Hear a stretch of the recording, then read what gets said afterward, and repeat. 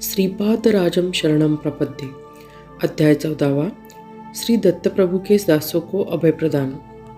मैं शंकर भट्ट थोड़े ही दिन यात्रा करके मुत्ताकल्लू नाम के एक छोटे गांव में पहुंचा। मैंने एक राहगीर से पूछा कि कुरोपुर और कितनी दूर पर है। उस प्रवासी ने कहा 5-6 दिनों में कुरोपुर पहुंच जा सकता हूँ। मुझे श्रीपाद प्रभु के प्रत्यक्ष दर्शन की तीव्र इच्छा लगी थी। मैं जिस मार्ग से जा रहा था उस मार्ग से एक व्यक्ति हाथ में ताड़ी का पात्र लिए आ रहा था। मुझे ताड़ी के उग्र भूत से अस्वस्थ कर दिया। उससे बचने के लिए मैंने अपने चलने की गति तेज कर दी, किंतु उस ताड़ी वाले व्यक्ति ने भी अपनी चलने की गति तेज कर को बढ़ाकर मेरे निकट आ पहुंचा। उसने मुझे रोककर कहा, मैं तुम्हारे पास आ रहा हूँ और तुम जानते हुए भी मुझसे दूर भाग रहे हो, या क्या योग्य है? मैंने उससे कहा, तुम कौन हो? मुझसे तुम्हारा क्या काम है? यह सुनकर वह व्यक्ति जोरों से हंसने लगा। उसके पात्र से आने वाले ताड़ी की बू अति निकट आने से मुझे ग्लानि आने का अनुभव होने लगा। उस ताड़ी वाले ने अपने हंसी को रोकते हुए कहा, मैं कौन हूँ? यह जानने से पहले तुम कौन हो, कहाँ से आए हो, कहाँ जाना है, इतना ध्यान होना अति आवश्यक है। मुझे लगा कि ताड़ी बेचने वाले भी वेदांत पर बात करने में समर्थ हुए हैं। उसने रास्ते से जाने वाले लोगों को बुलाकर जमा किया। वहां पर 10-12 लोगों का झुंड जमा हुआ। उन लोगों को वह ताड़ी वाला व्यक्ति कहने लगा, मित्रों, मैं इस स्थान पर ताड़ी बेचता हूँ। मैं धर्म से जीवन की राह पर चल रहा हूँ। मेरे झाड़ पर चढ़कर निकलने तक यह ब्राह्मण मेरी प्रतीक्षा करते खड़े हुआ था। उसने मुझे कहा था कि मैं ब्राह्मण होते हुए भी मुझे ताड़ी पाने की आदत है, किंतु मेरे पास तुम्हें देने के लिए पैसे नहीं है। थोड़ी सी ताड़ी देकर पुण्य प्राप्त कर लो। मैंने नाहक कही, किंतु जिस समय मैं ताड़ी देने को तैयार हुआ उस समय लोगों की चहल पहल शुरू हो गई। लोगों के सामने ताड़ी पीने से अपने ब्राह्मणत्व को दोष लगेगा, इस भय से वह अब मुझसे ताड़ी लेने को मना कर रहा है। अब मेरा वचन भंग होकर मुझे पाप लगेगा। हमारे कुल में यह अमृत समान पेय माना गया है। इस अमूल्य ताड़ी को ब्राह्मण को समर्पित करके विशेष पुण्य प्राप्त होगा। इस आशा पर इस ब्राह्मण ने पानी फेर दिया है। हे पूज्य लोगों, तुम इस ब्राह्मण को धर्मोपदेश करो। और लोग ताड़ी का विक्रय करने वाले गौड़ जाति के लोग थे। उन्होंने उस ताड़ी वाले के कहने को सच मानकर हाँ में हाँ मिला दी और मुझे जबरदस्ती से ताड़ी पिलाई। उसके पश्चात जमा हुए लोग अपने अपने मार्ग से चले गए। मैं अत्यंत दुखी हुआ। उत्तम ब्राह्मण कुल में जन्म पाकर मैंने नीच ऐसे ताड़ी का पान किया और ब्राह्मणत्व को भारी क्षति पहुंचाई। इस अवस्था में परम पवित्र श्रीपाद प्रभु के दर्शन कैसे होंगे? मुझे स्वयं पर ही क्रोध आ रहा था। मेरे कर्मों को आगे लगे। मेरा कैसा नसीब है, मेरे भाग्य कैसे हो सकता है? मेरे पैर लड़खड़ाने लगे और मुख से उग्र दर्प आ रहा था, ऐसा प्रतीत हुआ। मैं मेरे नसीब को दोष देते हुए तथा मुख से श्रीपाद प्रभु का नामस्मरण करते चल रहा था। मार्ग में एक तपोभूमि नजर आई। वहां पर किसी महापुरुष का वास्तव्य था। उस पवित्र तपोभूमि में पैर रखते ही मुझे लज्जा का अनुभव होने लगा। मैं अलग मार्ग से जाने लगा। उसी समय मेरे पीछे से किसी ने बुलाने की आवाज़ सुनाई दी। मैंने पीछे मुड़कर देखा। कोई मुझे कह रहा था, अरे शंकर भट्ट, रुक जाओ, रुक जाओ। तुम्हें आश्रम में लाने के लिए हमें श्री गुरु दत्तानंद महाराज की आज्ञा है। मैं देवलीला देखकर आश्चर्यचकित हुआ। मुझे श्री दत्तानंद स्वामी के सम्मुख लाकर खड़ा किया गया। उन्होंने करुणाभरे नेत्रों से मुझे देखा और कहा कि मैं त्वरित स्नान करके आ जाऊं। स्नानोत्तर उन्होंने मुझे फल खाने के लिए दिए। श्री दत्तानंद स्वामी ने मुझे बड़े स्नेहपूर्ण भाव से अपने निकट बैठाकर कहा, अरे शंकर बैठ, श्री दत्तात्रेय के 90वें अध्याय अवतार श्रीपाद श्रीवल्लभ प्रभु की तुम पर कितनी कृपा है। उन्होंने दिव्य कर कमलों द्वारा तुम्हें अमृतपान कराया। उन्हें तुम गौड़ कुल ताड़ी की बेचने वाले समझे हो। उन्होंने दिए हुए अमृत को ताड़ी समझने की भूल मत करो। यह कितनी भ्रामकता है। मैंने देखे हुए प्रसंग एक एक करके मेरे आंखों के सामने आने लगे। उसके पश्चात अत्यंत चैतन्य शक्ति महासागर की असंख्य लहरें मुझ पर आकर गिर रही हो, ऐसा मुझे अनुभव हुआ। अनंत सत्ता शक्ति में सत्यंत हीन अतुल्य ऐसा मेरा अहंकार जीव की दिखाई नहीं दिया। मैं का अर्थ समझ में नहीं आ रहा था, वह समझने में आने की संभावना भी नहीं दिख रही थी। एक दिव्य आनंद में मैं डूब रहा था। मुझ में परिमित रहने वाला मैं नष्ट होकर समस्त सृष्टि स्वप्न में के समान लग रही थी। उसी समय श्री दत्तानंद स्वामी ने मुझ पर जल प्रोक्षण किया तथा अपने दिव्य हाथों से पवित्र भस्म का मेरे बाल प्रवेश पर लेपन किया। मैं प्रकृति के अधीन हुआ। कुछ क्षणों तक दिव्यानंद का अनुभव कर रहा था। प्रकृतिस्थ हुआ मैं तत्काल स्थूल तत्व में फंस रहा हूँ, यह बात मुझे ज्ञान में आई।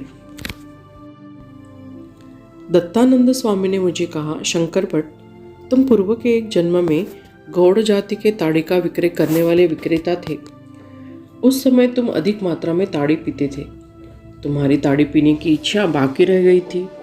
श्रीपाद प्रभु का अनुग्रह न होता तो तुम्हें वह बुरी आदत लग जाती थी और तुम पतित हो जाते थे। तुम्हारे जन्म पत्री में अनेक गंडांतर है, किंतु श्रीपाद प्रभु के अमृत दृष्टि से उनका तुम्हें बिना समझे ही परिहार होता है। श्रीपाद प्रभु की महिमा का वर्णन कौन कर सकता है? वेद भी नेति नेति कहकर मौन हो जाते हैं। इस वक्तव्य को सुनने के पश्चात मैंने कहा, श्रीपाद प्रभु ने कई बार कहा था कि वे नृसिंह सरस्वती के रूप में अवतरित होंगे। उनके लीलाओं का गर्भित अर्थ जानना चाहता हूँ। यह सुनकर आनंद शर्मा ने कहा, वेद ऋषि को प्रमुख लक्षण तत्वों को अपनी जीवनी में उतारकर तत्पश्चात उसके शिष्यों को साधकों को समझाना, अध्याय में छुपे हुए सत्य वचनों को सहज सुलभ शब्दों में प्रस्तुत करने का कार्य अपने संतों ने किया है। यही आत्म सत्य है। वस्तुतः कर्मकांड को ध्यान में रखकर व्याख्या करते समय आत्म सत्य को सत्य, यज्ञ, जल, अन्न ऐसा भिन्न भिन्न संबोधन किया है। इस प्रकार से सरस्वती शब्द का भी बड़ा वैशिष्ट्य है। सरस्वती नेगी अंतर्वाहिनी है। इसका वर्णन करते समय सत्य वाक्यों का बोध करने वाली महार्णव की जानकारी समझाकर कही है। यह अपने चित्त को प्रकाशित प्रवाह होते हैं। उसकी सत्यवाणी अपने चित्त को तेजोमय करते हुए परम सत्य को अंतर्ज्ञान में अपने में स्थिर करती है। वेदों में कहा गया यज्ञ यह अंतर प्रवृत्ति का बाह्य चिन्ह है। यज्ञ द्वारा मानव उसका स्वयं का जो कुछ होता है वह भगवान उसे गोधन तथा अश्वधन प्रदान करते हैं। गोधन तेजस की संपदा है, अश्वधन शक्ति की संपदा है। इस प्रकार भगवान को तप सामर्थ्य प्रसाद रूप में प्रदान करती है। वेदों का ध्यान योग्य व्यक्ति को ही होना चाहिए, इसी कारण वह गुप्त रखा गया है। औदुंबर वृक्ष को दिया हुआ वरदान नृसिंह सरस्वती स्वामी के अवतार की विशेषता है।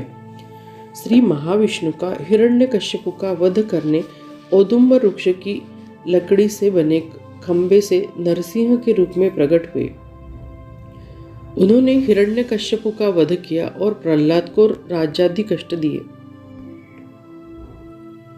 कुछ समय पश्चात उस दुर्भांगत्व खंबे को हरी भरी पत्तियां आई। कालांतर से उसका औदुंबर के वृक्ष में रूपांतर हुआ। प्रहलाद इस घटना से विस्मित हुआ। उसने उस औदुंबर के वृक्ष की पूजा करना प्रारंभ की। प्रहलाद को औदुंबर के वृक्ष के नीचे ध्यानस्थ बैठे हुए श्री दत्तात्रेय प्रभु ने दर्शन तथा ज्ञानबोध किया था। प्रहलाद को द्वैत सिद्धांत से आसक्ति देखकर श्री दत्तात्रेय प्रभु ने उस आशीर्वाद दिया था कि यति वेश धारण करके वे कलयुग में जिन जनों का उद्धार करेंगे। परम पवित्र औदुंबर वृक्ष ने मनुष्याकृति धारण करके श्री दत्त चरणों पर साष्टांग नमस्कार करके प्रार्थना की, प्रभु मुझे भी वर दो। उस समय दत्तात्रेय भगवान ने कहा, औदुंबर वृक्ष की जड़ों में मैं सूक्ष्म रूप से वास करूंगा। तुम्हारे शरीर से नरसिंह भगवान प्रकट हुए, इसलिए कलयुग में मैं नृसिंह सरस्वती नाम धारण करके अवतार धारण करूंगा। यह मेरा वचन है। स्वामी का वक्तव्य सुनकर मैंने कहा, महाराज, श्री पीठिकापुरम में श्रीपाद प्रभु के दर्शन के लिए, उनकी बाल लीलाएं सुनने के लिए मेरा मन आतुर रहता है। श्रीपाद प्रभु की अद्भुत लीलाएं।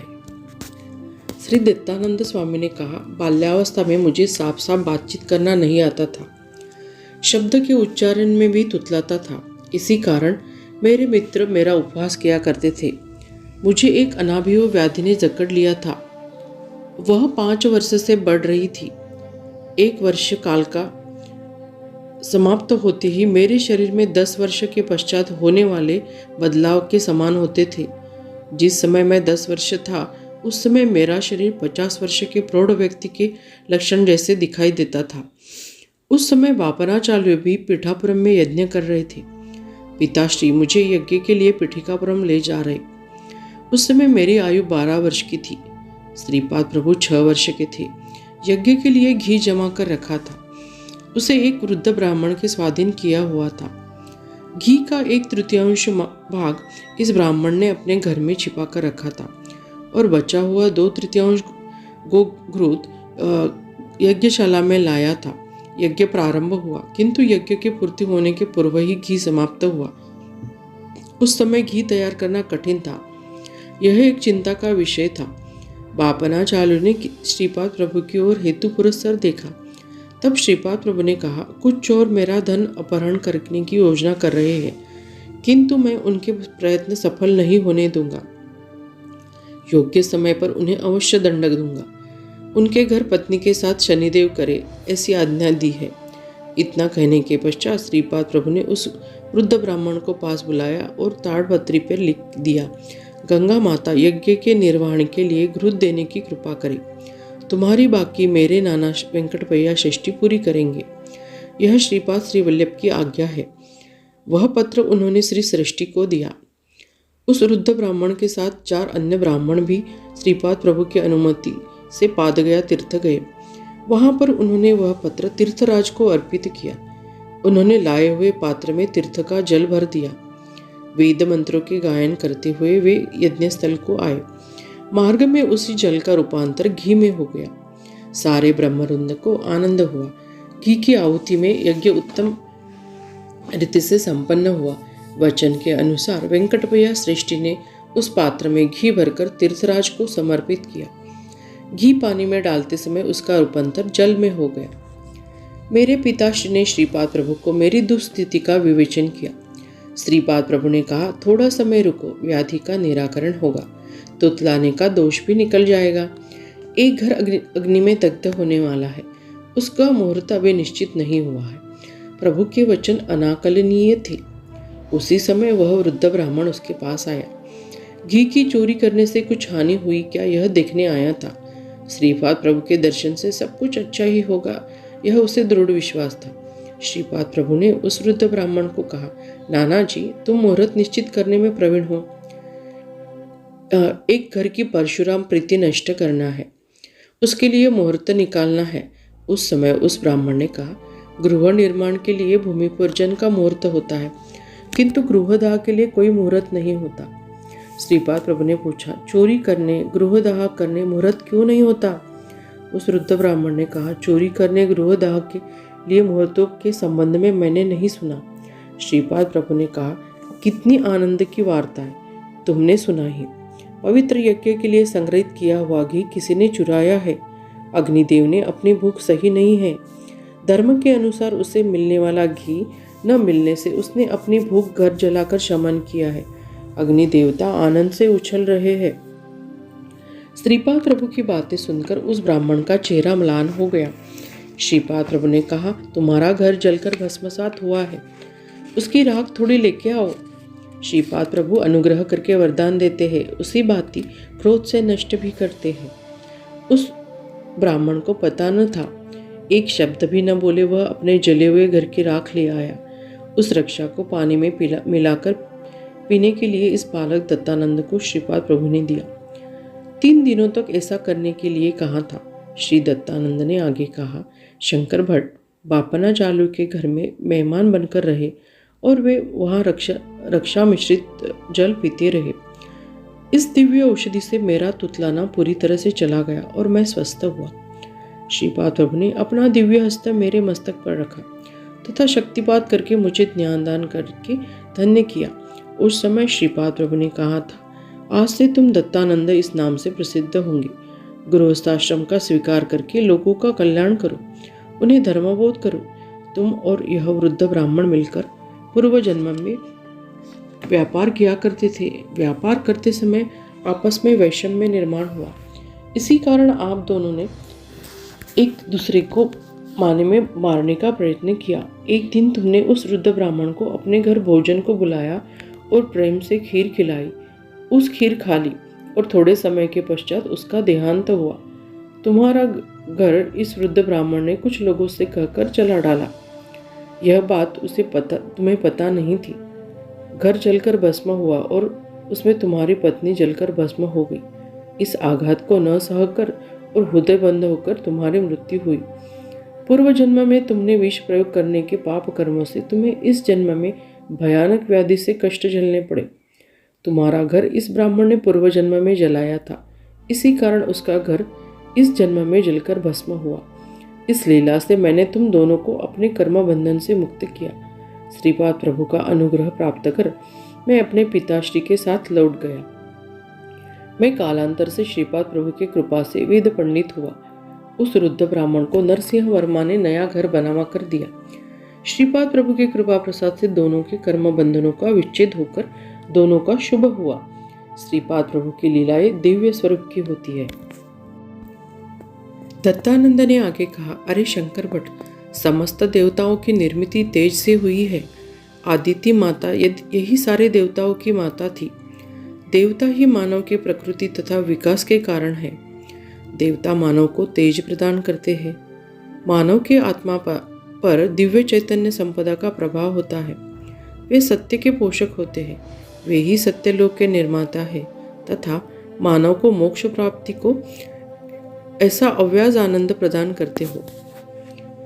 ब्राह्मण भूलोक के देवता, समस्त देवता मंत्र स्वरूप है।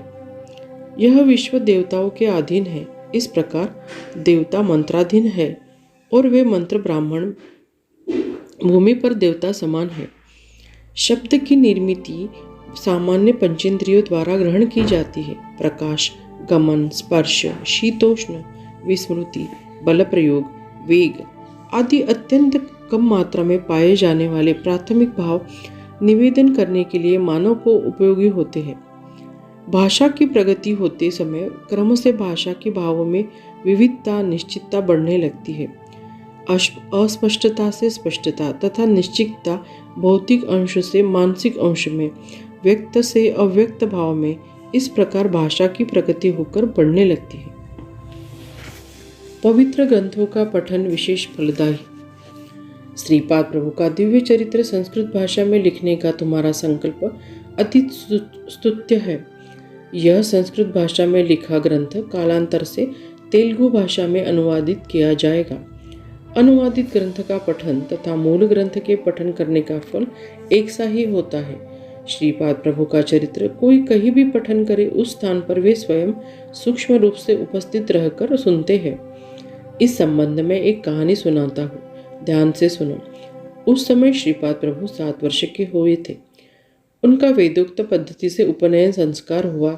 उस समय संपन्न घरों में ऐसा कार्यक्रम हो तो आनंद का वातावरण चारों ओर फैला हुआ दिखाई देता था। बापना चालू के आनंद को तो सीमा नहीं थी। उन्होंने अपने जाति बांधवों को दत्त चरित्र सुनने के लिए बुलाया था। दत्तादास ने दत्त चरित्र का विवेचन प्रारंभ किया। उन्होंने कहा, पूर्व युग में अनुसुईया तथा अत्रि महर्षि इस परम पावन दंपति को एक पुत्र रत्न की प्राप्ति हुई। उस पुत्र का नाम दत्तात्रेय रखा था। वे ही परम ज्योति दत्तात्रेय काली युग में प्रस्तुत श्रीपाद श्रीवल्लभ रूप में पिठिकापुरम में अवतरित हुए हैं। इस महाप्रभु का आज उपनयन हुआ है। उपनयन के उपरांत दिव्य तेजस्वी महाप्रभु और अधिक तेजपुंज और सुंदर दिखाई देने लगे।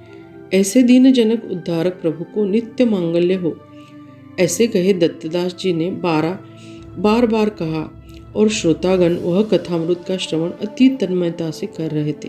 ऐसे 53 बार कथन और श्रवण हुआ। श्री दत्तदास को श्रीपाद प्रभु ने अपनी अमृतमय दृष्टि से देखा। उपनयन के उपरांत श्रीपाद प्रभु ने ब्राह्मणों को कहा, मैं अभी मल्लादास के घर जा रहा हूँ। उनके घर जाने का कारण पूछने पर कहा, शुद्ध अंतकरण वाला दत्तादास मेरा चरित्र कथन कर रहा है। उसने एक बार कहा हुआ क्या, एक अध्याय मानने से 53 अध्याय श्रद्धा से पठन करने वालों का जो फल मिलता है वही फल मुझे उसे देना है, वो भी तुरंत ही देना है। श्रीपाद प्रभु के भक्त वात्सल्य को जाति कुल का भेद नहीं। श्रीपाद प्रभु को दत्तदास के घर जाने की अनुमति ब्राह्मणों ने नहीं दी। उस समय क्रोध वेश में आकर श्रीपाद प्रभु ने कहा, तुम नीच जाति के लोगों को क्रूरता से दबा रहे हो, किंतु मेरी कृपा दृष्टि उन पर अधिक है, इसी कारण वे प्रगतिशील होकर उन्नत स्थिति में रहेंगे। तुम्हारा ब्राह्मणत्व, तुम्हारे अधिकार उनकी सेवक वृत्ति धारण करके धर्मभ्रष्ट कर्मभ्रष्ट होंगे। मेरा वचन काले पत्थर में खींची हुई रेखा के समान सत्य होता है, इसके एक अक्षर में भी बदलाव नहीं आ सकता। तुम ब्राह्मणों में जो धर्मबद्ध आचरण करेंगे और श्री दत्त प्रभु की भक्ति करेंगे, उनकी रक्षा करने में कोई त्रुटि नहीं रखूंगा। श्रीपाद प्रभु के माता पिता ने उन्हें शांत करके भरसक प्रयत्न किए। थोड़े समय के उपरांत वे शांत हुए और उन्होंने मौन धारण किया। उसी समस्त दत्तादास ने घर श्रीपाद प्रभु ने अपने दिव्य मंगल स्वरूप में वहां पर जमा हुए भक्त को दर्शन दिए।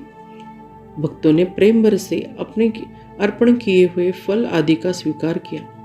दत्तादास के कुटुंबियों ने प्रेम भाव से दिया हुआ दूध उन्होंने प्राशन किया। अपने करकमलों द्वारा समस्त भक्तगणों को प्रसाद दिया। दत्तादास के घर के प्रत्येक व्यक्ति को श्रीपाद प्रभु ने आशीर्वाद दिया। आनंद शर्मा भाववेश में आते हुए कहने लगे, भैया शंकर भट्ट, देखा मेरे श्रीपाद प्रभु के भक्तों के प्रति प्रेम। वे भक्तिभाव से ही संतुष्ट होते हैं। उन्हें कुल गोत्र तथा भौतिक परिस्थिति से कुछ संबंध नहीं होता। दत्त प्रसाद अत्यंत कुल के व्यक्ति ने लाया तो भी उसको भक्तिभाव से स्वीकार करना चाहिए। यदि हम दत्त प्रसाद को और अनदेखी करें या अस्वीकार करें तो हमें आपत्तियां तथा संकटों का सामना करना पड़ेगा। श्रीपाद प्रभु ने अपने भक्तों को कहे हुए 12 वचन मेरे चरित्र पारायण स्थान में मैं सूक्ष्म रूप से होता हूँ। मन, बुद्धि, वाणी तथा कार्य कर्म से मुझे समर्पित हुए भक्तों को मैं आंखों में तेल डालकर संभालता हूँ। श्री पीठिकापुरम में प्रतिदिन मध्याह्न के समय मैं भिक्षा का स्वीकार करता हूँ। मेरा आना दैव रहस्य है। निरंतर मेरा ध्यान करने वाले भक्तों के कर्म वे कितने ही पुराने जन्मांतर के हो, उन्हें मैं भस्म कर देता हूँ। अन्न यही परब्रह्म है। अन्न के लिए तरसने वालों को अन्न देने से मैं उन दाता पर प्रसन्न रहता हूँ। मैं श्रीपाद श्रीवल्लभ हूँ। मेरे भक्तों के घर महालक्ष्मी उसकी संपूर्ण कला से प्रकाशमान होती है। तुम्हारा अंतकरण शुद्ध हो तो मेरा कटाक्ष सदैव तुम पर होता है। तुम जिस देवता की आराधना करोगे, जिन सद्गुरु की उपासना करोगे, वह मुझे ही प्राप्त होती है। तुमने की हुई प्रार्थना मुझे ही प्राप्त होती है। मेरा अनुग्रह आशीर्वाद तुम जिस देवताओं की आराधना करते हो उसी के स्वरूप द्वारा, तुम्हारे सद्गुरु द्वारा तुम्हें प्राप्त होती है। श्रीपाद श्रीवल्लभ केवल एक नाम रूप ही नहीं, सफल देवता है, स्वरूप है।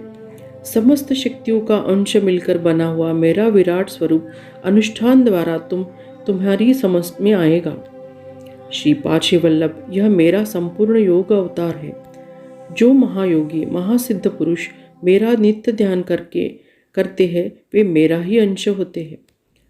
तुम मेरी आराधना करोगे तो मैं तुम्हें धर्म मार्ग का, कर्म मार्ग का बोध कराऊंगा। तुम पतित न बने इसलिए मैं सदैव तुम्हारी रक्षा करूंगा। फलश्रुति, इस अध्याय के पठन से आपदा निवारण होती है तथा उत्साह वृद्धि होती है। श्रीपाद श्रीवल्लभ प्रभु की जय। यह अध्याय श्रीपाद श्रीवल्लभ चरित्रामृत संपूर्ण इससे लिया गया है। कलयुग में समय अभाव के कारण मनुष्य धर्म ग्रंथ पढ़ने में समय नहीं है। अभी श्रीपाद श्रीवल्लभ चरित्रामृत संक्षिप्त ग्रंथ उपलब्ध है। आप इसे पढ़कर प्रभु के आशीर्वचन प्राप्त करिए। श्रीपाद श्रीवल्लभ की जय।